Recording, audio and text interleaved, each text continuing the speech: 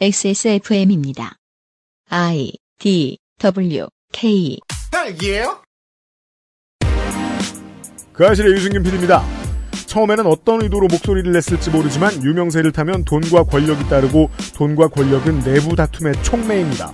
사실 이런 걸 관찰하는 것이 헬마우스의 특장점이죠. 2021년 2월 마지막 그것은 알기 싫다 헬마우스 코너로 이어드리고 있습니다.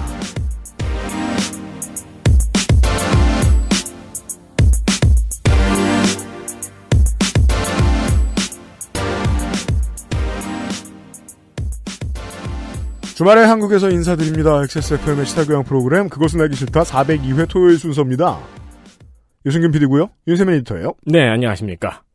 잠시 후에 헬마우스 코너에서 오늘의 헬마우스 코너에서 그걸 알려드리긴 어려울 겁니다. 그래서 뮤지컬은 하냐 마냐 실제로 만든 거냐 아니냐 이런 거는 저희가 알 수가 없습니다. 네. 가보진 않았으니까. 하지만 밖에서 추론할 수 있는 것들은 다 해볼 거고요. 밖에서 있는 걸 추론하다 보니까 소위 이쪽 진영에서도 보이는 것이 저쪽 진영에서도 보인다는 흥미로운 점을 관찰할 수 있었습니다. 돈과 권력이 따르자. 어제 말미에 살짝 말씀드렸던 스스로를 약자로 위치시키고 다른 이의 권력을 탐하는 거짓말장이도 나오고. 네. 네. 아니, 우리 집 바가지만 새는 줄 알았는데. 네. 저기도 마음이 편하네, 진짜. 위궤양이 사라지죠. 저기도 그렇구나. 네. 그런 장면들을 구경하시게 될 것 같습니다. 그것은 알기 싫다는 나의 마지막 시도 퍼펙트 25 전화영어, 실천하는 사람들을 위한 노트북 한국 레노버, 한 번만 써본 사람은 없는 빅그린 프리미엄 헤어케어, 면역 과민 반응 개선에 도움을 줄 수도 있는 알렉스에서 도와주고 있습니다. 10분으로는 부족합니다. 당신의 실력을 충분히 높일 수 있는 최적의 시간. 25분간의 전화영어 Perfect 25.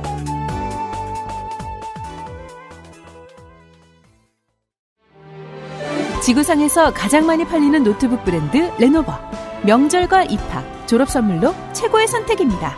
지금 바로 액세스몰에서 전용 특가를 확인하세요. Lenovo for those who do.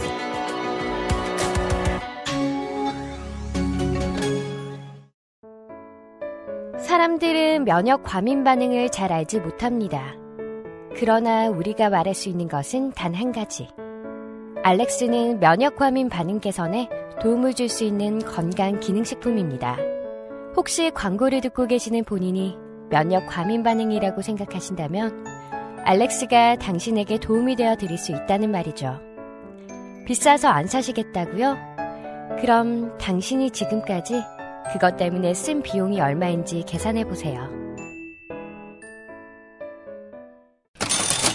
봄이 옵니다. 코로나가 남들보다 조금 더 힘들었던 몇몇 사람들이 있습니다. 일단 천식커, 비어머, 그리고 알러저. 네. 알러지스트.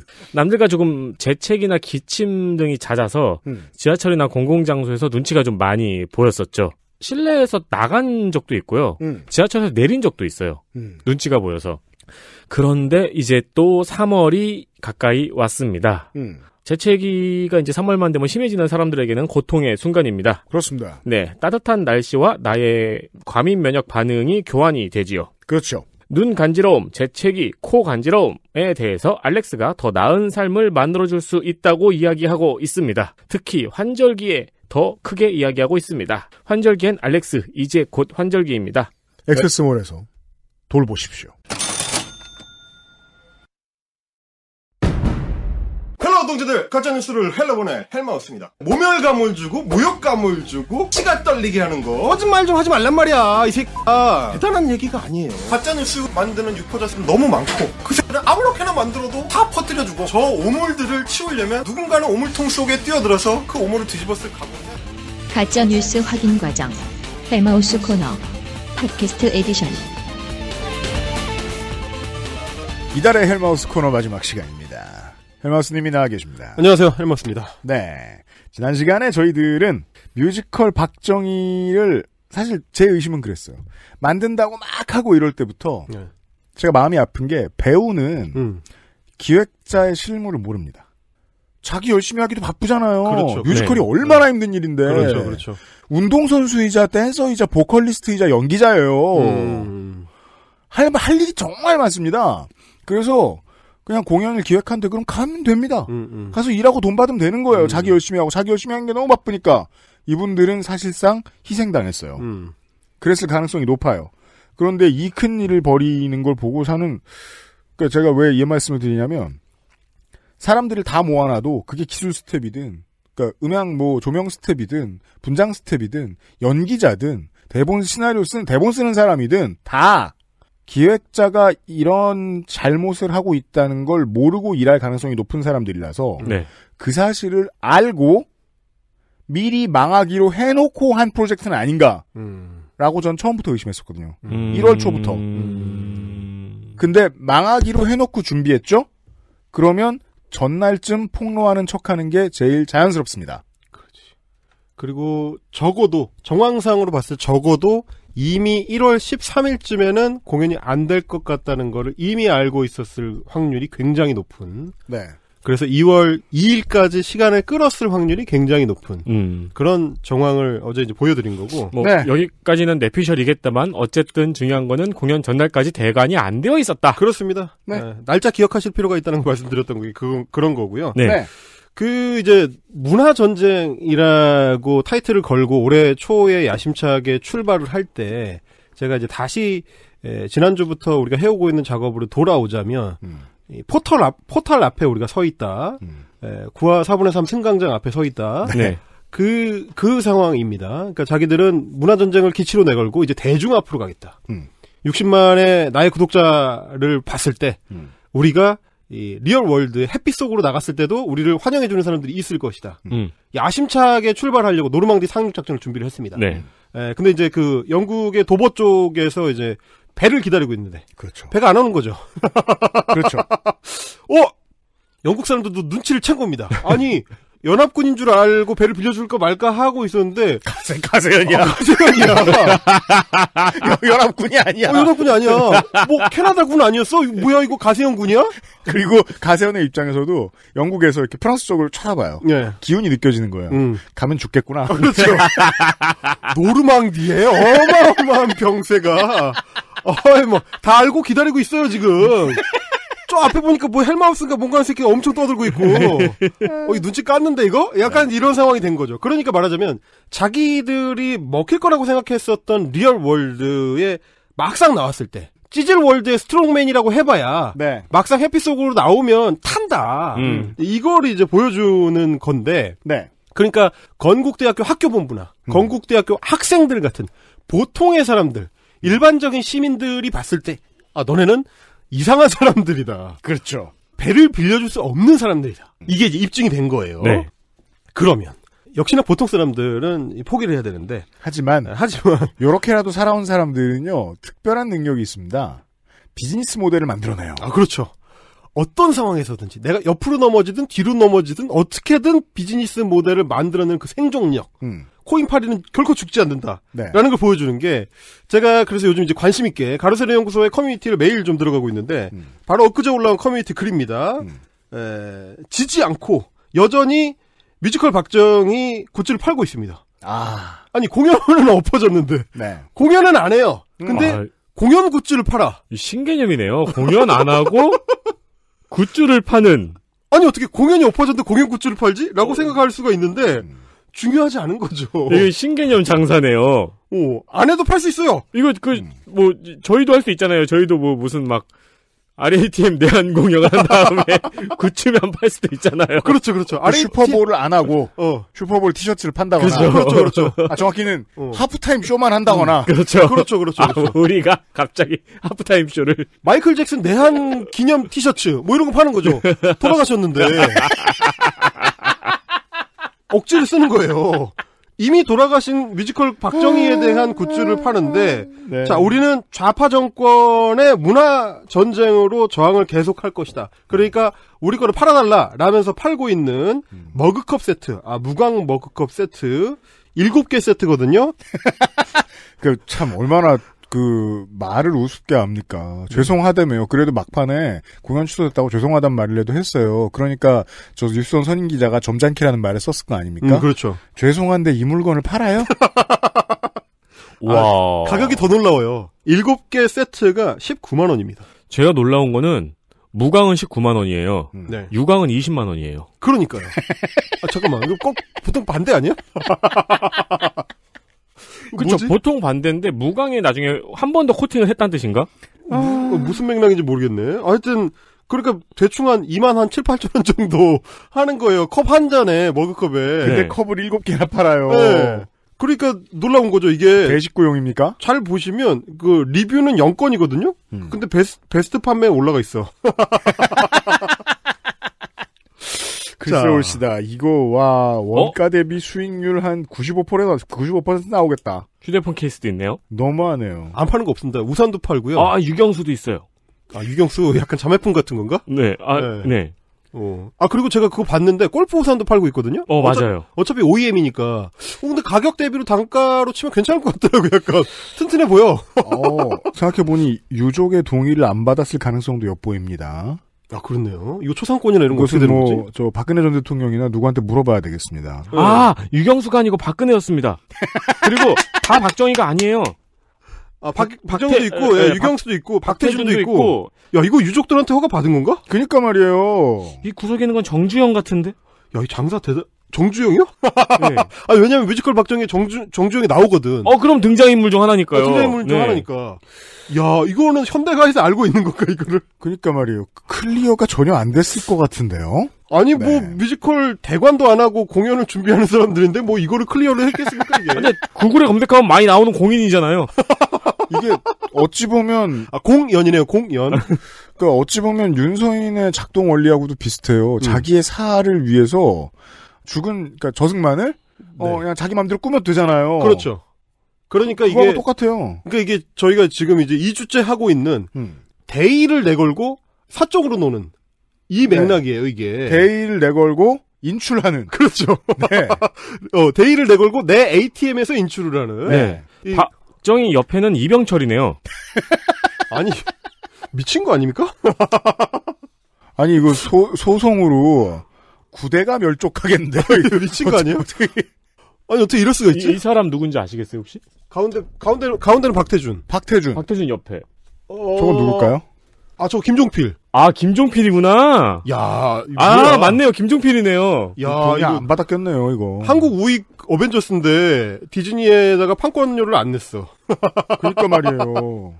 야, 이거 진짜 희한합니다. 이런 식이에요. 간판을 보면은 뭔가 이제 그럴듯한 것 같은데 들어가 보면 뒤에 판때기만 서 있는 거죠, 지금. 네, 라이센스 개념이 없는 중국의 제조업을 떠오르게 합니다. 예. 자, 이 대의를 내걸고 사적으로 싸우기라는 소위 말하는 이제 우파 유튜버들의 어떤 행태를 종합적으로 볼 수 있는 게 최근의 움직임들이에요. 지난달에 헬마우스 코너에서 저희가 이자들이 이미 대의로서의 작동 기능이 상당히 상실되고 있다. 파워 자체가 이미 약해진 상태다라는 그 설명을 드린 적이 있는데. 그렇죠. 그러고 난 이후의 전장입니다, 여기가. 이미 이제 공적 전장에서 쫓겨난 이후에 이 사적 전장이라는 게 결국 이제 비즈니스 싸움이거든요. 그렇죠. 여기서 이제 이 사람들 입장에서는 기존에 내세웠던 우파니 우익이니 이런 것들의 의미 자체가 퇴생이 되고 네. 기존에는 자기네가 정치적으로 사상적으로 어떤 싸움을 한다고 운동인 척을 하고 있었는데 시간을 두고 보면 볼수록 점점 더 이 비즈니스적으로 사적인 행동 원리를 노출하는. 저희가 이 슬로우뉴스 편집장님하고 같이 이야기를 나누었었던 소재, 구급차를 의도를 가지고 들이받는 네. 청년과도 비슷합니다. 그렇습니다. 네. 그래서 사실 저는 그런 생각이 드는 게 이제 가로세로 연구소를 계속 관찰하다 보면은 1월 달에 헬마우스 코너를 할 때만 하더라도 이 철저하게 비즈니스 중심으로 움직인다. 그래서 돈이 모든 거 행동 원리의 중심이다. 이렇게 생각을 했는데 그럼에도 불구하고 삐져나오는 자아를 완전 억제하지는 못하더라고요. 그럼요. 그래서 비즈니스를 넘어서는 사적 감정. 말하자면 삐진다든지. 그렇죠. 비즈니스. 비즈니스. 이거는 비즈니스가 아니에요, 이미. 네. 그 감정이 노출돼서, 사실 비즈니스적으로 삐질 수는 없잖아요. 네. 삐지거나, 상대를 놀린다. 이것도 비즈니스적이지 못한 거죠. 네. 비아냥대거나, 막 일러 바쳐요. 일러 바치고 이제 고소하고 이제 고소를 뭐 이제 비즈니스적으로 민사소송을 하는 게 아니고 형사로 고소를 하는 그런 거. 심지어는 이제 가끔 보면 전화를 해가지고 싸웁니다. 그걸 이제 라이브로 보여주고 막 보여주고 네. 이런 어떤 양태들. 그러니까 지면이나 영상을 통해서 정치적 논쟁을 벌인다라는 게 우리가 알고 있던 공론장인데 그 공론장의 무대를 약간 옆으로 이제 땅 따먹기 하듯이 이제 간척 사업 하듯이 조금 메꿔가지고 넓혀. 그래서 자기네만 거기 모이는 거예요. 우리는 다른 사람들, 메이저 매체라든지 공적 상식을 가진 사람들은 이미 공론장에서 따로 얘기를 하고 있고 우리도 모르는 사이에 우리의 공론장이 한 8제곱미터 정도 넓어진 거죠. 그렇죠. 얘네가 거기에만 바글바글 몰려 있어요. 저기 옛날에 땅 따먹기 게임 옛날 오락실에 있던 땅 따먹기 게임 같은 걸 하다 보면은 난이도가 높아지면 너무 어려워서 구석에서 밖으로 못 나가게 되죠. 그렇죠. 그리고 한 픽셀씩 먹게 되죠. 이렇게. 그렇죠. 그래서 한 2픽셀 정도 먹은 애들이 있는 거예요. 네. 공론장에 있는 보통 사람들은 우리의 공론장이 2픽셀 정도 넓어졌다는 사실을 잘 몰라. 그럼요. 그 존재를 모르고 있어요. 근데 거기서 온갖 싸움이 일어나는 겁니다. 그 중에서도 백미가 이제 감정 싸움과 저격인데 그거를 이 가세연의 행보를 통해서 좀 엿볼 수가 있습니다. 네. 최근 가세연의 행보에서 주목할 만한 포인트가 뭐냐면 우리 빼고 다 나쁜 놈들이에요.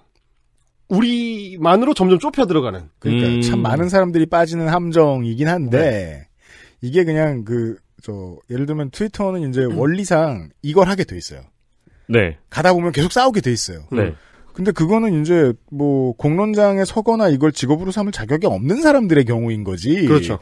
이게 직업인 사람들도 이런 사람들이 덜어 있는데 확실히 정도가 제일 세요. 그렇죠. 정도가 제일 심해요. 이게 왜 그러냐면 2019년에 한창 그 우파 유튜버들이 덩어리져서 위세를 떨치고 있던 시절. 그러니까 헬마우스 채널을 저희가 시작하기 직전 상황만 하더라도 다 사이가 엄청 좋았습니다. 사이가 좋던 그 시절. 네. 그때만 하더라도 대의를 앞에다 내세우고, 그러니까 박근혜와 복권 뭐 이런 거를 내세울 때, 우파의 확장 이런 걸 내세울 때만 해도 다 사이가 좋고 서로 교류를 적극적으로 활발하게 하고 있었던 시절이 이제 2019년 시점인데 보통 이제 그 동호회로 따지면은 공동 구매를 시작하기 전에 그 카페. 아 그렇죠. 네. 그렇죠. 근데 이제 방장이 돈이 모이고 보니까 생각보다 파이가 크지 않은 거예요. 네. 원래 한 1억 정도 예상을 했는데 2천만 원밖에 안 돼. 네. 그러면 이걸 딴 애들이랑 내가 나눠 먹을 수 있나? 이런 생각을 하기 시작한 거죠. 그러니까 이럴 때는 이제 독점을 노리게 됩니다. 어차피 파이 자체가 크지 않으니까 요 파이 내가 일단 다 먹는 수밖에 없다. 본능이죠. 옆 새끼를 제끼면 되지 않을까? 그렇죠. 그러면 처음에 공구 같이 시작했던 다른 관리자들 강퇴를 시키는 거죠. 이제. 그렇죠. 네. 그리고는 대의에 맞는 이유를 댑니다. 그렇죠. 아주 못된 사람이다. 돈밖에 모른다. 그러다 보니까, 그러니까 약간 혼란스러운 게 뭐냐면, 저는 이제 방송을 오래 해왔던 그 직업적인 배경 때문에, 게시판, 채널의 게시판이라든지, 혹은 이제 온라인에 뭔가를 공지한다든지, 이제 그걸 하는 공간이라는 게 굉장히 공적 공간이라는 게 기본적인 인식인데, 저도요. 이 사람들은 그 경계가 없어요. 그러니까 말하자면, XSFM의 트위터 계정이라고 하더라도 거기다가 내가 개인적으로 싫어하는 사람 욕할 수는 없잖아요. 그렇죠.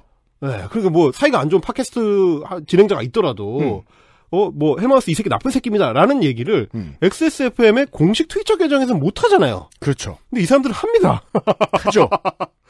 그것도 아주 노골적이고 아주 유치한 방식으로 그 디스전에 동원하는 거를 아무렇지도 않아요. 너무 이 비유를 너무 자주 하나? 공직을 게시판을 딱 눌렀더니 공직을 하나 눌렀더니 바지를 벗는 동영상이 있는 거예요. 사적 공간이경하고 똑같이 느껴지니까. 아니면 저거죠. 공지 누구누구 나쁜 놈. 그렇죠. 떠든 사람 변이제 이런 거를 공적인 게시판에 쓰는 거예요. 그래서 그동안에는 사이좋게 지냈던 뭐 신의 한수라든지 변희재라든지 안정권이라든지 소위 말하는 우파 유튜버들을 직접 저격하는 게 요즘은 가세연 그 커뮤니티 탭의 일상이 되어 있습니다. 네. 야, 정말 힙합이에요. 너무 와닿네요, 그거. 처음에는 홍대에서 다 모여가지고 다 친했어요. 다 친했죠. 형제 이러면서. 지금 20년어치 늙었잖아요. 친한 사람 아무도 없어요. 악수하면서 소리 내고 서로 다 싫어요. 이제는 놀랍게도 뭔 줄 알아요? 나랑 친해졌어? 막 날 찾아온다? 나랑 친하게 지내. 그건 진짜 있을 수 없는 일이야.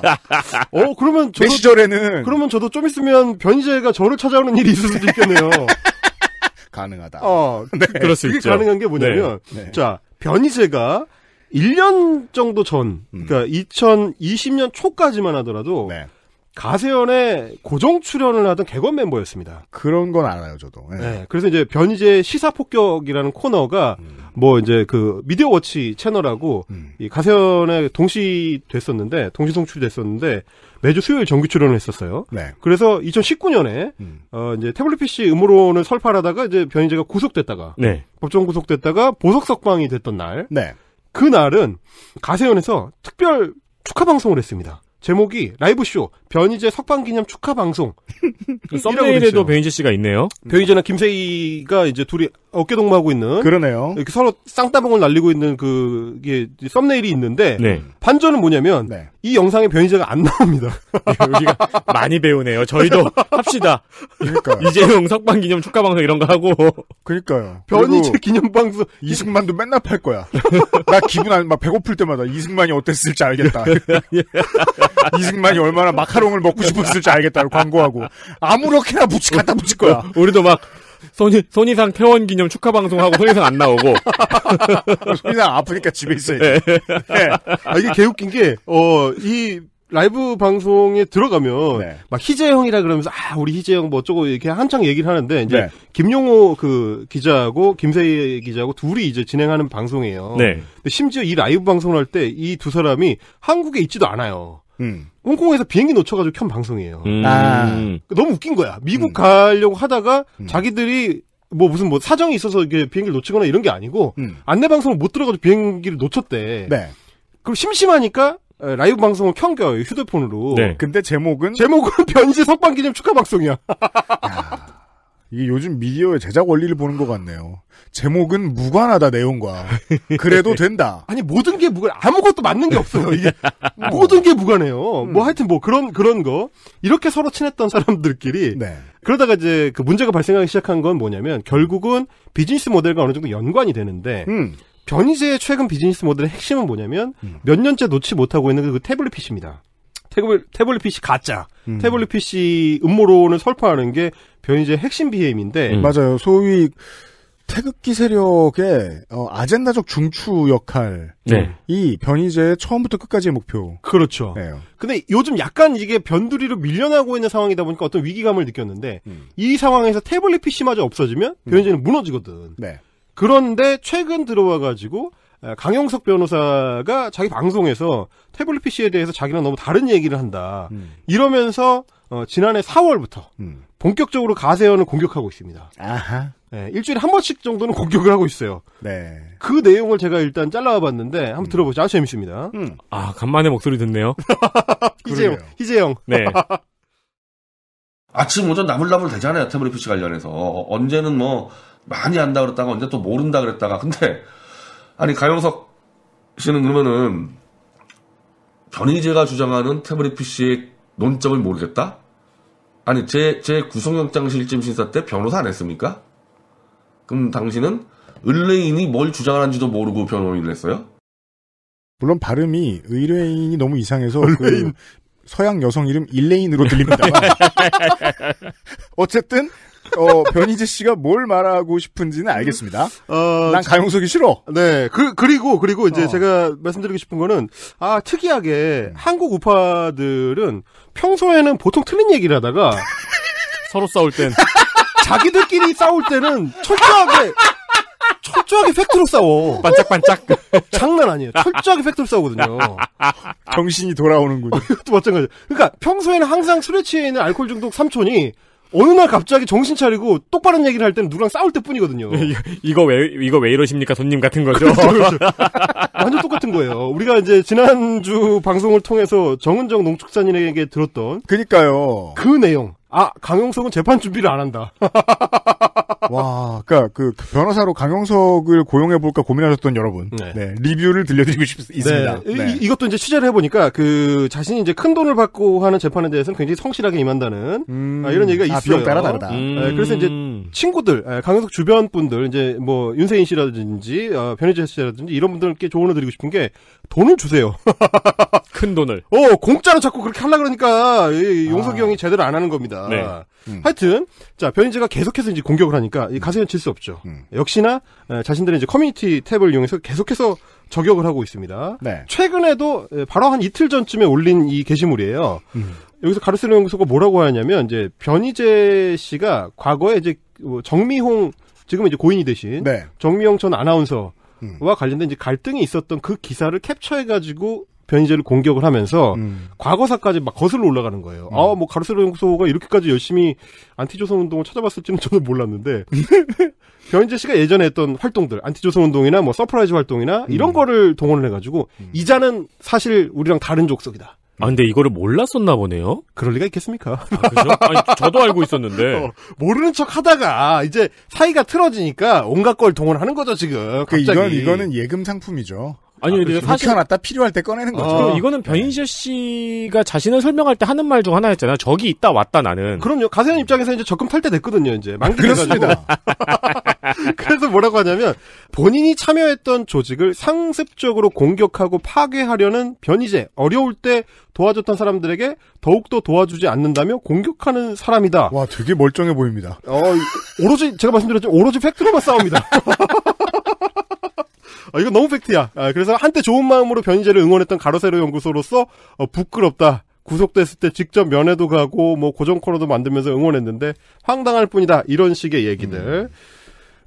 그렇게 해서 이제 기존의 우파들이에요. 뭐 정규재 선생님이라든지 혹은 뭐 변희재라든지 네. 신의 한수라든지 이런 채널들하고는 지난해 초부터 이제 계속 갈등을 빚어왔고, 이미 갈라진 지가 좀 됐습니다. 근데 이제, 지난해 한 3, 4월경부터는 또 다른 한 축, 우파 유튜브의 또 다른 한 축이자, 중요한 어떤 확장 수단으로 여겨지던 이제, 윤서인 사단, AKA, 코사단이죠. 그렇죠. 네. 그분들하고 이제 2019년 말부터 갈등을 하기 시작하는데, 우리가 알고 있는 이름들, 아주 익숙한 이름들, 지식의 칼, 성재준 TV, 팩맨 TV, 리섭 TV 이런 사람들. 가세현하고 서로 치고받고 있어요? 치고받고 이미 끝났습니다. 그래요? 네, 이미 완전 갈라섰습니다. 이 사람들이 이제 2019년에 요쪽도 잘 나갔거든요. 그 시절에는. 네, 그렇죠. 한창 위세가 올라가던 시절이라 자기들이 이제 젊은 우파를 표방하기 때문에 우리는 박근혜의 문제에 대해서는 지적한다. 이런 식의 이제 논지를 펼 때라 가지고 그런 얘기를 하면 가세현 입장에서는 저 젊은 것들 눈치도 없이 저게 다 지갑인데. 그렇죠. 그런 생각을 해가지고 붙었습니다. 투닥투닥하면서 뭐 이 중에 이제 리섭 TV였던가요? 이제 한 친구가 뭐 닭근혜라고 굉장히 이제 그 안 좋은 비하적 표현이죠. 이제 닭근혜라는 표현을 쓰니까 이제 그걸 가지고 이제 시비가 붙어서 크게 번졌었습니다. 이때만 하더라도 아직까지 우리 이제 유튜브 윤서인이라는 사이버 인격체는 일종의 이제 중립적 스탠스를 취하고 있었어요. 네. 그래서 두 사람 양쪽 진영이 싸움이 붙으면 온라인에서 항상 너는 누구 편이냐를 요구합니다. 그럼 그렇죠. 유튜브에도 온갖 그 댓글들이 몰려가서 누구 편이냐고 막 종용을 했어요. 그래서 윤서인 씨는 그렇게 이제 코너로 몰리면 페이스북에 글이 길어지기 시작하다가 공산당으로 변신. 그렇죠. 그 긴 글을 취합을 해가지고 영상을 찍습니다. 네. 그때도 마찬가지로 자신의 괴로운 심경을 영상으로 풀어낸 적이 있습니다. 말하자면 너는 누구 편이냐고 묻는 사람들을 향해서 했던 그 얘기들. 나 좀 냅둬라. 이런 영상을 찍기도 했었는데 네. 그런데 문제는 시간이 지날수록 점점 한때 끈끈했던 뭐 모두가 알고 있다시피 김세희 전 기자와는 개인적 친분도 아주 두터운 벤치 사건의 주인공이기도 한 뉴스에 출연까지 시켜준. 그러네요. 그렇게 김세희 지냈잖아요. 기자로 하여금 사적으로 공적인 채널을 동원해서 보도를 하게 만들 정도로 친했는데. 그렇죠. 그 샘플을 보여준 사람이죠. 예, 그랬었기 그게 그런 때문에 못된 짓의 파트너들은 나중에 그 못된 짓을 가지고 서로를 비난합니다. 자기가 제일 잘 알거든. 내가 이런 것까지 해줬는데 하고 저런 이상한 거에 날 끌어들여가지고. 그렇습니다. 네. 가로세로 연구소가 특히 안정권이랑 사이가 안 좋은 이유가 그겁니다. 그래. 안정권이 맨날 그 장사수단을 폭로하거든요. 네, 저거는 지금 이렇게 해서 동원해가지고 나중에 코인 땡기려고 하는 거다. 이거라기 때문에 제일 아프게 공격한단 말이죠. 아, 이게 각자의 다른 비즈니스 모델이 그렇죠. 서로 약간 맞물리는군요. 그렇죠. 신의 한 수는 야 우리가 동상 출시하려고 그랬는데 니네가 100만 원에 팔고 있으면 어떡해. 이런 거거든요 이게. 너무 두꺼운 패딩을 입고 모여 있는 것처럼. 자 그런 거죠. 자 그래서 실제로 윤서인하고 가로세로 연구소하고 아주 사이가 좋았던 시절. 네. 이게 2019년입니다. 어느 정도로 사이가 좋았었는지 일단 한번 들어보시죠. 사실은 뭐 여러분들 뭐 아시는 분들은 아시겠지만 원래 저희가 이렇게 셋이서 시작하려고 그랬어요. 원래 처음에 그랬죠. 네. 그럼 가로세로 연구소라는 명칭을 제가 지었어요. 지어줬습니다. 윤서인 작가가 처음에 우리가 원래 가로수 연구소를 하려고 했던 거를 너무 밋밋했어. 가로수 연구소 말고 가로세로 연구소를 하라. 그래서 원래 이제 아이디어 뱅크입니다. 아이디어 뱅크. 그런데 이제 이렇게 돈 문제가 좀 있어서 불안해. 그러니까 원래 돈을 어떻게 받을 거냐. 원래 셋이서 같이 지분 나눠서 하려고 그랬죠. 맞아요. 근데 돈 내라 그러니까 그때 갑자기 말꼬리를 확 흐리더니만 그다음부터 안 들어와가지고. 근데 그때 안 들어오기 잘했지. 안 그랬으면 이게 지금 말하는 사람이 강용석. 그렇죠. 씨죠. 그리고 이제 김세희 씨하고 이제 윤서인 씨 이렇게 셋이. 이런 게 이제 친할 땐 농담이고 이제 싸울 때는 마지막에 하는 말이죠. 그렇죠. 내 칼을 받아라 직전에. 어떤 단서를 이미 보여주고 있었던 거고. 그리고 사실 이제 가로세로 연구소의 영상들을 이제 모니터링하면서 나중에 좀 편집을 하다 보면 괴로운 게 뭐냐면 뭡니까? 오디오가 너무 겹쳐요. 장난 아니네요 보니까. 네. 무슨 말인지 못 알아들을 정도로 오디오가 겹치고 서로 그러니까 되게 이제 두 가지 극단적인데 오디오가 계속 겹치다가 갑자기 침묵이 왔다가 다시 오디오가 겹치다가 이런 연속이에요. 예, 듀얼 무능이죠. 오디오 죽일 줄도 모르고 호흡 맞출 줄도 모르고. 그래서 마음이 같네요. 이 방송이 2019년 7월이거든요. 이미 이들 관계의 어떤 양태와 파국을 암시하는 듯한 이런 방송을 하면서 사이가 좋았던 가로세로 연구소에 이름을 지어준 사람은 윤서인이다. 네. 였을 정도였는데 최근에 아주 안 좋습니다. 그래서 아직까지는 가로세로 연구소의 커뮤니티 탭에서 윤서인을 직접 지목을 해서 공격하는 단계까지는 아직 안 갔는데 옆을 치기 시작했어요. 옆을. 윤서인이라는 사이버 인격자 입장에서는 자신의 오른팔. 그 오른팔 입장에서는 내가 본 채. 코사단의 흑막. 윽티브죠. 윽티브. 네. AKA 이름이 너무 많아요. AKA 풍동. AKA 김응모. AKA 일본 남자 등등등. 자, 이분은 또 이제 과거에 강용석 전 의원과 아주 깊은 인연을 갖고 계신 분이기도 합니다. 그거 알고 있어요. 네. 아시는 분은 아시겠지만 디스패치가 심지어 보도를 하기도 했던. 그렇습니다. 댓글 공작을 유도해서, 그러니까 욕설 댓글을 유도해서 그걸 통해서 이제 소송으로 합의금을 뜯어내던 시절. 디스패치는 철저하게 클릭 많이 나올 거 아니면 파헤치지 않거든요. 그렇죠. 네, 인정받은 사람들이에요. 네, 클릭 정론 디스패치가 폭로했던 그 이제 기사에서 강용석의 꼬북 역할로 나왔던 등장인물입니다. 이 단어는 헬마우스가 쓴 단어가 아닙니다. 네, 실제로 거기에 그렇게 드러나 있습니다. 그래요? 그냥 워딩 그대로 가져오신 거예요? 워딩은 그렇게 안 돼 있죠. 네. 근데 거기서는 이제 강용석이 뭔가를 퍼뜨려서 자기 장사에 동원하려고 할 때 풍동한테 시키면 되지 뭐 라고 하는 대목이 나옵니다. 그 풍동인데 말하자면 서로가 다 관계가 맞물려 있는 사람들이에요. 김세희와 윤서인, 강용석과 풍동 이렇게 연결이 돼 있는데 그런 공로를 인정받아서 강용석 의원실 막바지 때 잠깐 국회 생활을 하기도 했던 그 윽튜브를 향해서 최근에 가세연의 이제 김세희 기자가 커뮤니티에서 공개 저격을 했습니다. 참. 아니, 싫으면 만나서 대화를 한다거나 소리 지르면서 싸우는 것도 제가 옛날 사람이라 거기까지는 이해를 하겠는데 꼭 채널을 동원하고 구독자를 동원하고 아니 근데 채널을 동원해서 저격을 하더라도 격이 있잖아요. 격이. 최소한 이 정도 어떤 하한선 정도는 우리가 어느 정도 생각을 하기 마련인데 가로세로 연구소 하한선이 없어요. 그렇죠. 애초에 없었던 것 같아. 천문학적 저질. 뭐라고 말해야 돼? 처음부터 바닥을 상정하지 않은 어떤 제작품 같은 그걸 어떻게 하려고 했었던 건지 모르겠어요. 네. 커뮤니티 게시물에 이제 윤서인까지 엮어가지고 공개 저격을 했는데 내용 자체가 너무 뭐랄까 저열합니다. 내용이 이게 중학교 커뮤니티 익명 게시판급의 내용입니다. 가로세로 연구소의 이름을 달고 나온 글인데. 네. 뭐 김응모 경기도 고양시 풍동사는 땡땡땡 이 새끼야. 제가 이렇게 뒤를 끄는 이유는 뭐냐면 물결. 실제로 물결 표시를 해놨어요. 뒤를 끌게 돼 있어. 네. 그만 좀 깝쳐라 이 새끼야. 이게 뭐야? 이게 글이야. 아니 이게 지금 공식 채널의 공식 커뮤니티 탭에 올라올 수 있는 글입니까? 뭐 그만 좀 처먹고 뭐 살이나 빼 이 새끼야. 이런 거를 윤서인이 사주는 밥 처먹고 다니니 좋냐 이 새끼야. 아 이게 뭐야 이게. 그 심리가 불안정한 사람에게 이 물결키가 무슨 매력을 주는 걸까요? 보면 누르고 싶나 봐. 왜 그 사람들을 이 물결키는 끌어당기는 걸까요? 연구해야 돼요, 이거. 그러니까 저는 그리고 쓰면 쓸수록 더 쓰고 싶나 봐요. 그 뒷줄에는 아주 그냥 이준석이랑 친한 척하려고 용 쓰는구나. 한 문장에 3개가 써져 있어요. 뒤로 가면은 한 번에 물결 3개도 있습니다. 네. 쓰다 보면 이게 자기가 고향감에 심취하게 되나 봐요. 근데 저는 이제 유튜브 채널 운영을 하면서 온갖 그 작태들을 보다 보니까 이 이제 뭐 주기적으로 현타가 오는데 그 현타 모먼트 중에 하나가 이 게시물이었어요. 와, 내가 그 콘텐츠로 취급하고 있는 그 유튜브 채널이 내가 더러운 데서 논다는 건 알았지만 이 정도인 줄은 이게 뭐냐? 이게 도대체 나이 먹을 만큼 먹은 성인들이 자신의 공식적인 채널에서 특정인을 향해서 할 수 있는 이 짓이냐 이게.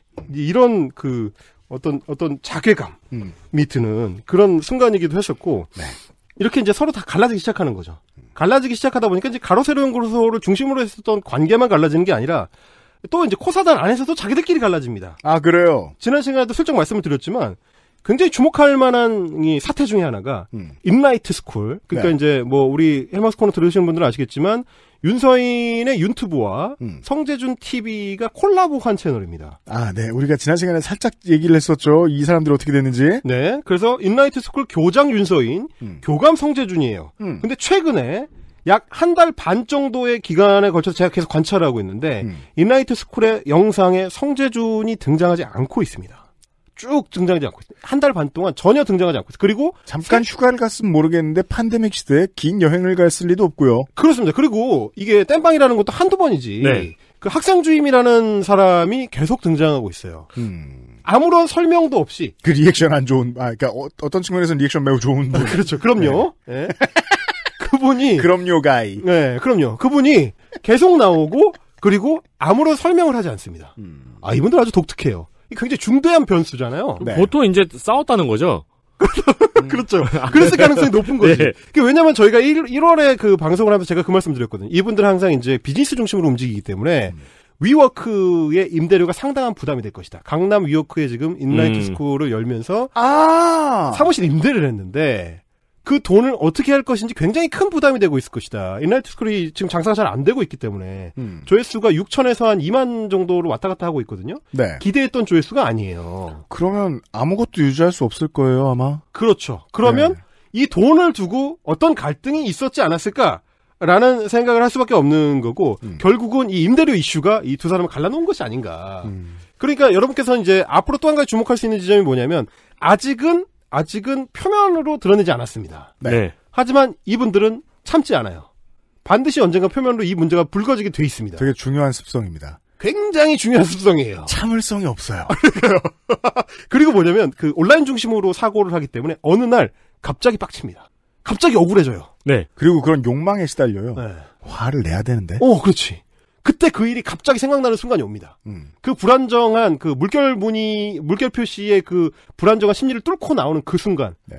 그 순간 또 아주 재밌는 일이 벌어질 것이다. 관전 포인트다. 요건 하나 좀 짚어드리고 싶고. 그러네요. 다 갈라졌네요. 그러니까요. 예. 그러니까 이제 응모나 뭐 이런 친구들도 마찬가지인 게 저하고 이제 그 헬마우스 채널을 통해서 온라인으로 이 논쟁을 벌인 코로나 시국이나 이런 때 전후해가지고 이 영상 논쟁을 벌인 거죠. 그런 거는 이제 원래 제가 이제 추구했었던 방향성이기도 합니다. 네. 유튜브라는 또 다른 공론장 안에서 건전하게 공론이 이루어질 수 있도록 혹은 논쟁이 이루어질 수 있도록 하기 위해서 유튜브 채널을 만들었으니까 거기서 논쟁이 벌어지는 것 자체는 건강한 하나의 뭐 과정이 될 수가 있는데 그걸 하다가 밀렸어요. 사실관계가 틀렸어. 자기가 잘못된 게 드러났어요. 그러니까 갑자기 고소를 하기 시작하는 거죠.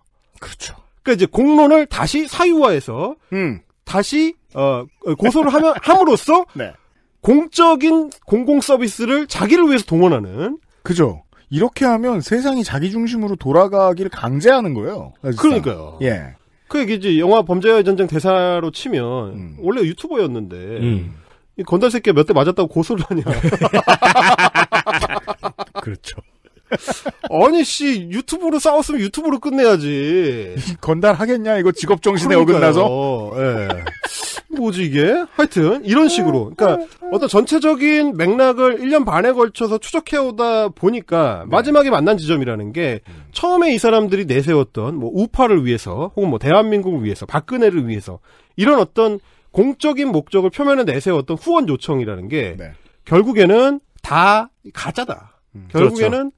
자기의 감정풀이, 자기의 비즈니스 모델 이걸 위해서 대의 따위는 없고 사적 싸움을 위해서 얼마든지 자기의 공적 도구를 동원할 수 있는 심지어 다른 사람하고 같이 공유해야 되는 치안 행정 서비스 같은 거 그런 것도 아무렇지도 않게 동원하는 그렇죠. 그래서 그걸 다시 재중계함으로써 어그로를 끌어서 그걸 다시 비즈니스 모델로 재창출하는 이런 식의 것들. 예전에 팟캐스트 처음 시작할 때 그때는 이제 지금처럼 많은 국내 팟캐스트들이 없었으니까 해외 팟캐스트를 들으면서 그런 류의 커뮤니티 글들을 막 봤거든요. 그 관련된 그 팟캐스트 관련 커뮤니티들도 있을 거 아니에요. 그런 얘기들이 좀 유행하는 거예요. 팟캐스트가 뜨는 방식. 처음에 조금 듣는 사람들이 늘어나면 다른 팟캐스트를 깐다. 주고받고 싸운다. 계속 뜬다. 힙합이잖아요. 그렇죠. 아니 그리고 저도 이 글을 계속 지금 헬마우스를 몇 주째 들으면서 계속 드는 생각이 그거였어요. 이것도 옛날에 진보에서 장사꾼들이 끼워가지고 하던 방식들인데. 그중에 변희재가 나와서 여기 있잖아요. 네, 그렇죠. 네, 그렇죠. 그게 조심스럽게 그런 생각이 드는데 입 밖으로 꺼내기가 좀 힘들더라고요. 그래서 사실은 이제 나는 공이 싫어. 사과 좋지라고 했었던 윤서인의 그 코멘트가 얼마나 진심인지. 네, 그렇죠. 그리고 그게 얼마나 상징적인지를 저는 알게 되는 건데. 나는 공을 말하면서 사만 챙기는 사람이야. 그렇죠. 공공 개념이 없다는 거죠. 공공 개념이 없다는 게 사실 원래는 보수가 추구해야 되는 핵심 가치 중에 하나인데 이 사람들은 아무렇지도 않게 공공 개념을 내다버리고 자기는 사를 추구하는 것이 정체성이다라고 당당하게 몇만 명의 구독자를 향해서 외칠 수 있다는 게 굉장히 당혹스러운 그런 상황이고 그래서 한국 보수의 뭐 기초를 닦았다고 자기들이 주장하는 이승만이나 박정희 입장에서 봐도 그 사람들이 오히려 불쌍해 보이는 연민을 느끼게 하는 이제 그런 그 장면들이 아닐 수가 없습니다. 그러니까 이 유튜버들을 보면서 이 유튜버들이 보여주고 있는 저들의 바닥이 과연 자기 자신들만의 바닥인지 혹은 저들과 연결돼 있다고 하는 한국 우익의 바닥인지 심지어 바닥이 아직 시작되지도 않았는지 이런 어떤 고민들을 하게 되는 최근의 현상들입니다. 그렇습니다. 말씀드려가지고 이제 그 말씀하시는 중에 저는 성지전 TV에 가봤거든요. 본인 채널에는 꾸준히 또 업로드가 되고 있네요. 그럼요. 네, 그리고 여기는 진중권 씨가 나왔네요. 거기도 바닥이 어딘지. 진중권 씨는 그리고 유튜브에서 진중권을 검색을 해보니까 좀 있으면 국민의힘 입당하겠는데요. 그니까 이럴 때 제가 유혹에 시달리면 안 돼요. 내가 뭘 했냐란 말을 하면 안 돼요. 유튜버는 안 돼. 큰 유혹을 느꼈습니다. 죄송합니다. 안 되겠네. 그러니까 좀 말씀을 좀 드리고 싶어요. 그분들한테 인라이트 스쿨 같은 거를 대대적으로 홍보를 해가지고 자기들이 론칭을 했을 때에는 표방한 목적과 이런 어떤 방향성이 있었는데 그게 중간에 바뀌었으면 공지를 해줘야 될 거 아닙니까? 알려줘야지. 교장 교감이 둘이 진행을 하다가 교감이 날아갔으면 뭔지를 얘기를 해줘야 될 거 아니에요. 자기들이 불리할 것 같은 얘기는 안 해버릴 수 있다면 그건 공공 스피커가 아니지. 그냥 브이로그죠, 그거는. 그걸 갈랐으면 좋겠어요, 진짜. 이게 공공 스피커인지 브이로그인지. 그걸 가를 수 있는 공개념에 대한 학습이 좀 필요하지 않을까. 그런 생각을 하게 됐습니다. 매우 이렇게 생각합니다. 이달의 헬마우스 코너를 마치면서 청취자의 메일을 하나만 소개해드리죠. 그 아실 팬이자 기상청 예보부서의 직원 1입니다. 기상청 얘기가 나올 타이밍이 절대 아니었는데 농축산인이 가져오셔서 깜짝 놀랐고요. UMC님의 공무원을 갈아 넣겠다는 거죠 등의 발언은 무릎을 치며 들었어요. 특보가 날 정도의 위험기상, 태풍, 호우, 대설의 경우에 예보관들은 밤새 모니터에서 눈을 떼지 못합니다. 예보관은 교대 근무라도 하지 상일근인 분석 담당 직원, 과장님들, 국장님은 몇 박 며칠 퇴근도 못하고 회사에서 밤을 샙니다. 작년 여름은 호우가 워낙 심해서 이런 짓을 한 달 연속을 했습니다. 근데 이런 예보 업무보다 더 힘든 건 언론 대응이라고 하더라고요. 예보하기도 힘든데 악의적인 언론에 설명을 하고 해명자료 내느라 진이 다 빠지고 예보 업무에 집중을 못한다고 합니다. 요즘 언론을 보면 뒤에서 괜히 뒷담 까던 중고딩들 그 이상도 이하도 아니다 싶을 때가 많습니다. 지난 독감 백신 기사를 보면서 화도 많이 나고 보건복지부랑 질병청 공무원들 안 그래도 바쁠 텐데 이거 고 대응하느라 힘들겠다 생각했어요. 언론은 왜 있는 걸까요? 많이 화가 나셨어요? 왜 말씀드리냐면 제가 기상청의 예보가 맞을 확률 문제에 대해서 관심을 가지게 된 게 헬마우스님 덕분이었었거든요. 아, 네. 예. 저는 저번에도 말씀드렸는데 저번에 백신 관련 기사 성가병이 얘기했을 때도 말씀을 드렸었는데 이게 저는 요즘에 이렇게 보고 있으면 헷갈려요. 뭐요? 저는 이제 뉴스 아카이브를 한다고 또 80년대 50대 기사들 같은 것도 많이 보잖아요. 그럼 그때는 정부의 발표를 믿지 않고 새로운 의혹을 파헤치는 언론의 정신이 맞았어요. 네. 네. 근데 지금 언론이 정부의 발표를 믿지 않고 새로운 의혹을 파헤치고 있잖아요. 그 중요한 거 하나인데요. 상황이 반대인데 프리셋이 동일할 때가 있어요. 그러니까요. 근데 이 유튜버들도 자기들이 정부의 발표를 믿지 않고 새로운 진실을 파헤치고 있다고 주장하거든요. 그렇죠. 그렇습니다. 뭘 봐도 뭘 들어도 힘든 시기에 해마스님을 더 자주 만나고 있습니다. 해마스님 수고 많으셨습니다. 감사합니다. XSFM입니다. 딸기예요?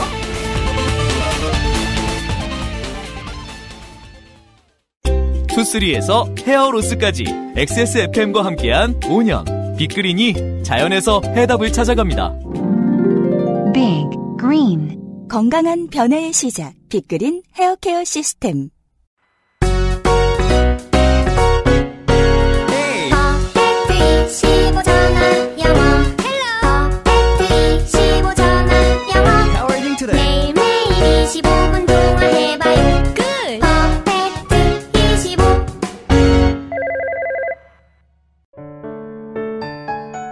면역 과민 반응 개선용 건강기능식품 알렉스.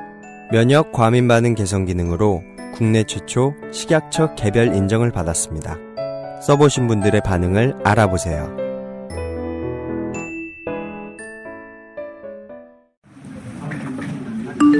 대출이자 42만 원이 나갔습니다.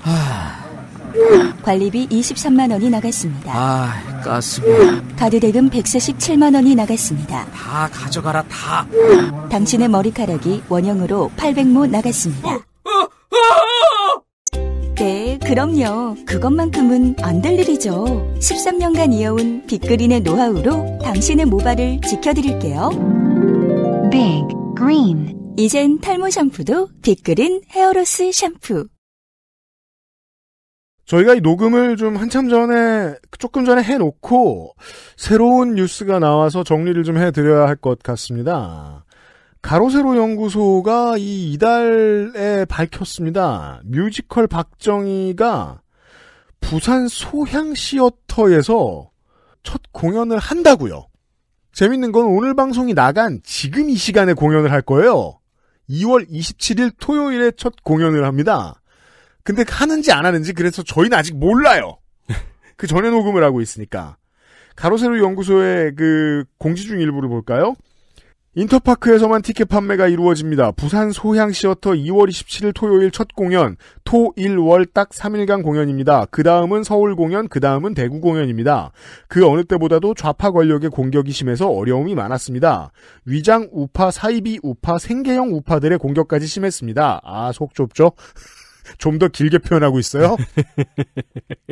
하지만 반드시 멋진 공연으로 여러분께 보답하겠습니다. 감사합니다. 많은 공유 전파 부탁드립니다. 그래서 티켓을 팔았을 것이고 아마 지금 공연을 했을 수 있습니다. 지난번 건대 사건과는 다르게 소양시어터 신한카드 홀에 오피셜로 올라와 있습니다.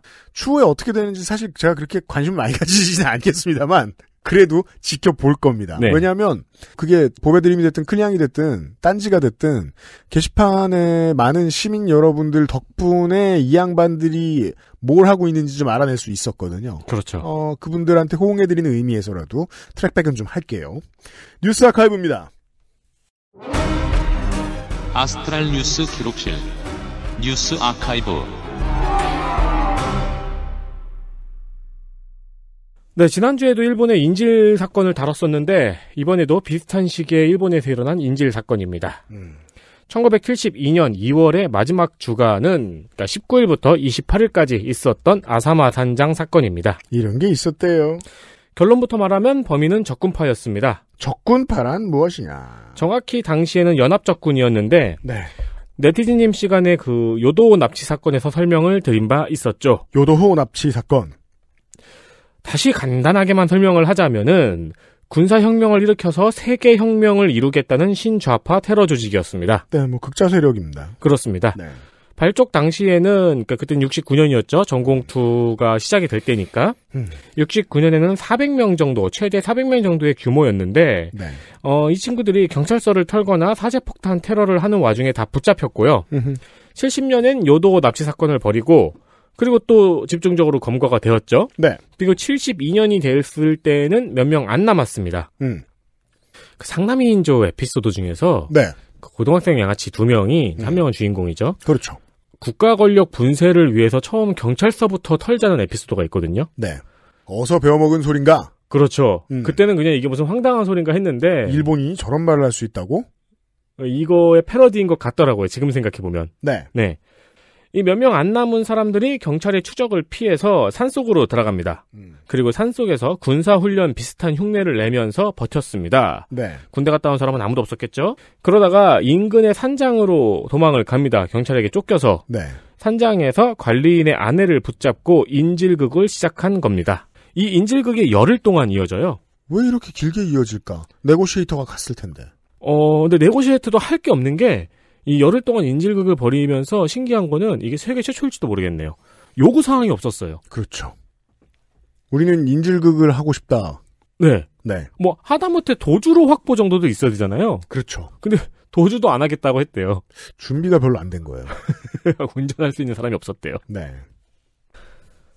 경찰이 산장을 에워싸고 안에서도 어쩔 줄 모르고 밖에서도 어쩔 줄 모르는 상태가 열흘 동안 지속이 됐던 겁니다. 그렇습니다. 이 사건은 여러 가지 기록이나 의미를 가지고 있는데 일단 가장 큰 기록은 일본의 시청률 기록을 갖고 있습니다. 네. 무려 89.7%의 시청률을 기록했습니다. 그리고 이 89.7%의 시청률을 들으면은 유페이님은 뭐가 생각나세요? 89.7%요? 네. 글쎄요. 광고 89.7%. 아, 광고죠. 슈퍼볼. 이 89.7%의 시청률을 가지고 대박을 친 상품이 있는데 그게 컵라면입니다. 그러니까 니신에서 컵라면을 세계 최초로 71년도에 내놨거든요. 근데 당시 사람들한테는 이게 이해가 안 되는 개념인 거죠. 네. 냄비가 있는데 왜 컵라면을 먹느냐. 그렇죠. 훨씬 더 비싼. 근데 이 사건 현장에서 경찰들이 그 길에서 컵라면을 먹는 모습이 생중계되면서 초대박을 친 겁니다. 써있진 않았겠죠. 이 인질극 보도에는 광고가 포함되어 있습니다. 왜냐하면 유료 광고가 아니었을 테니까. 그렇죠. 뭐 뒷광고도 아니었겠고. 네. 네. 그러면서 이제 이 니신 컵라면이 대박을 치게 되는 거죠. 네. 그리고 또 하나는 일본의 관료 사회가 얼마나 무능한지를 알려주는 사건이기도 했습니다. 그러니까 열흘이라는 시간이 왜 흘렀냐면은 공무원들이 서로 책임은 미루고 그리고 이제 관할끼리 뭐 다툼을 하고 그러다가 이제 진행된 시간들이 대부분이거든요. 네. 결국 열흘 뒤에 나온 방법은 철구로 산장을 부수고 사람이 아닙니다. 네. 철구로 산장을 이때 안 태어났어요. 그랬죠. 네. 철구로 산장을 부수고 거기에 기동대원들이 그냥 우르르 들어가는 방법이었습니다. 아하. 이게 근데 영상 자료가 남아 있거든요. 네. 뉴스 영상. 그러니까 이게 미국에서 하는 것처럼 뭐 고고고 하면서 이렇게 막 동선에 맞춰 들어가는 게 아니고 출근길 지하철 타듯이 기동대원들이 그냥 이렇게 우르르르 들어가요. 인해 전술로. 그럼 다치잖아요. 죽었어요. 아이고. 선봉이 그래서. 그리고 이제 들어가는데 그 와중에도 진압방패가 총알에 뚫렸대요. 그래서 그 다음엔 이걸 또 두 겹으로 겹쳐서 들어가고 막 하는 그런 소동들이 있었다고 합니다. 네. 그러니까 이내 전술로 우르르 들어가니까 경찰 몇 명이 죽고 당연히 체포는 됐지요. 근데 체포 이후가 또 문제였습니다. 이 범인이 5명이었는데요. 네. 체포하고 신문하는 과정에서 다른 사건이 드러난 거예요. 그러니까 아까 경찰을 피해서 산속에 숨어 들어가서 군사훈련 비슷한 걸 했다고 했잖아요. 네. 근데 이 군사훈련 비슷한 걸 하면서 지네끼리 무슨 사상검증이니 자아비판 같은 거를 하다가 이제 똥군기를 잡은 거죠. 그렇죠. 그러면서 12명의 동지를 고문 살해했다는 사실이 밝혀진 겁니다. 네. 그야말로 일본 사회가 충격을 받게 되죠. 자기들끼리 산속에서 살면서 무슨 혁명을 하겠다고 하더니 동지들을 고문 살해했다고 하니까. 예. 네. 그래서 이 사건은 일본 좌파 학생 운동의 마지막 페이지가 됩니다. 이게 이제 50년이 됐네요. 네. 벌써. 네. 생각보다 혁명 세력에서 철든 구성원이 없기 때문에 일어나는 문제점들은 많거든요. 네. 여러모로 반면교사가 많이 되었었습니다. 80년대의 많은 젊은이들에게 말이죠. 그렇죠. 6년 전 뉴스.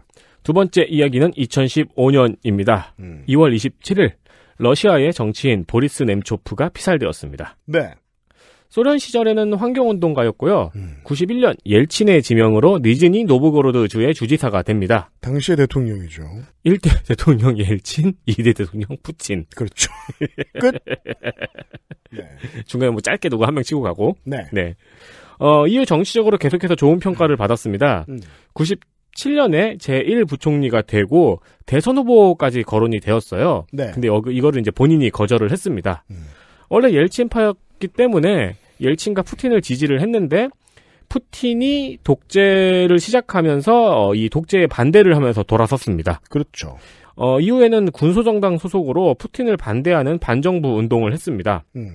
그런데 2015년 2월 27일 모스크바의 붉은 광장 인근의 다리에서 우크라이나인 여자친구와 길을 걷다가 갑자기 나타난 괴한들에게 총을 맞아서 사망했습니다. 여자친구 증언에 의하면은 여기 사람이 굉장히 많은 곳이거든요. 도시예요, 도시. 네. 걸어서 다리를 건너고 있었는데 붉은 광장 인근이라면서요. 네.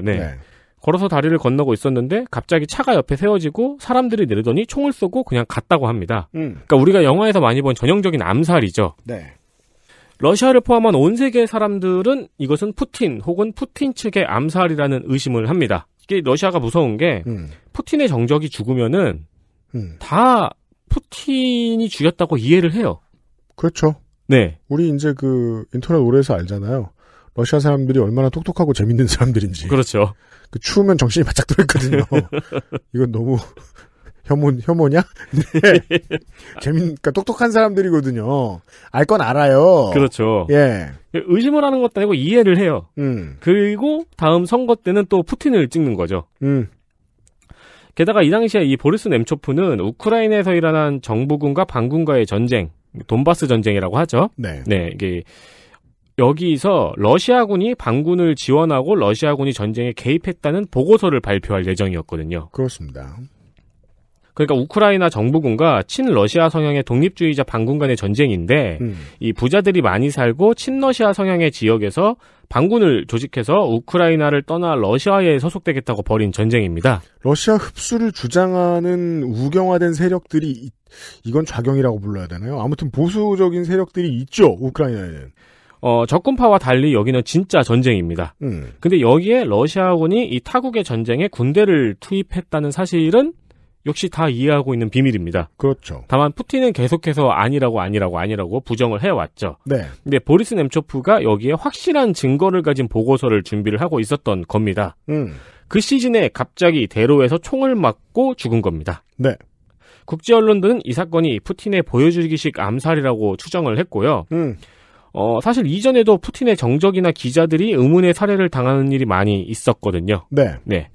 범인들은 잡혔는데 전부 다 체첸 출신이었고요. 뭐 체첸에서도 이제 러시아 쪽을 지지하는 네. 사람들이었겠죠. 암살하고 돈을 받기로 했다고 증언을 했습니다. 네. 그러나 그 배후는 아직 밝히지 못했습니다. 푸틴이 정적이 의문의 사망을 당한 일은 그 전에도 몇 번 있었습니다. 네. 그리고 6년이 지나자 독극물에 중독돼서 의식을 잃었다가 살아난 야권운동가 알렉세이 나발리가 의식을 찾았죠. 네. 나발리는 이제 또 다르게 의식을 찾자마자 자신의 암살에 푸틴이 연관되어 있다고 주장을 했고요. 네. 전 세계가 주목하는 가운데 치료를 끝내자마자 러시아에서 사기 사건에 연루되어 체포됐습니다. 그렇습니다. 그리고 법원은 죽지 않은 나발리에게 3년 6개월형을 확정했습니다. 그렇습니다. 16, 17년도에 계속해서 이 미국의 중도 언론들이 그 외교 문제에 있어서 트럼프를 대차게 깠던 이유가 이 보리스 nem초프와 관련이 되어 있습니다. 이 문제를 가지고 EU와 손을 잡고 러시아에 대한 전방위 압박을 들어갈 수 있는 기회를 놓치게 만든 게 트럼프의 등장이고 당선이다.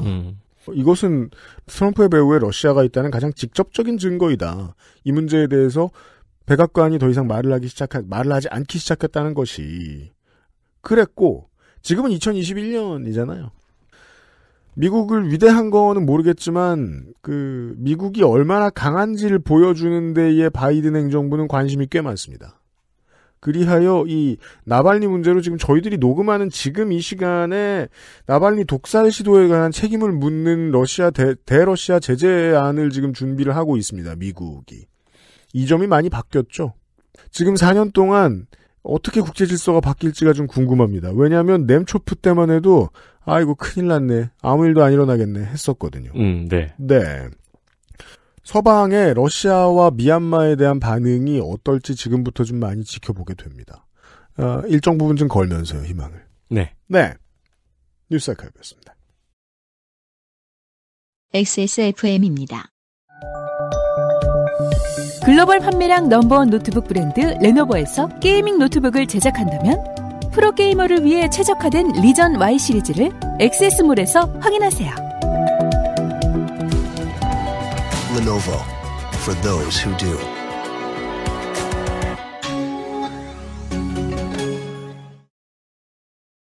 (2021년 2월에도) 그것은 알기 싫다를 들어줘서 매우 감사드리고요, 청취자 여러분. 3월에 돌아올 텐데요. 3월 첫 주 주말이면 아마 3월 첫 주 주중이면 아마 3월 4일 이럴 텐데요. 네. 집회가 아니어도 말이죠. 정말이지 적은 기대를 유지하실 필요가 있습니다. 이제 본격적으로 한국이 백신 접종을 시작을 하고, 백신 접종이 또 하나의 위기를 불러온다는 사례들을 우리가 지금 많이 미리 보아두었단 말이죠. 완벽하게 이 집단 면역에 대한 선언이 되기 전까지 조금만 더 기대 없이 조용히 지내봤으면 하는데, 네. 주변이 협조가 안 될 수도 있고, 내 텐션이 협조가 안 될 수도 있고 그렇거든요. 그렇죠. 예. 그래도 한 번쯤은 생각하고 지나가셔야 되겠습니다. 지금 별일 없는 것처럼 한동안도 별일 없이 살아야 한다는 걸 다시 한번 생각해 봐주시면 어떨까 합니다. 잔소리해서 죄송합니다. 지금 안 하면 안 될 것 같아서 말이죠. 2021년 2월의 마지막 그것은 알기 싫다였습니다. 다음 해는 완연한 봄이겠네요. 그러기를 바라고. 무엇보다 3월이기도 하고요. 인류 전체의 고통은 여전합니다. 전 세계의 청취자 여러분, 마인드 바뀌지 않아야 되겠습니다. 그것은 알기 싫다였어요. 윤세민 에디터하고 유승균 PD였습니다. 안녕히 계십시오. 안녕히 계세요. XSFM입니다. I, D, W, K. 딸기예요?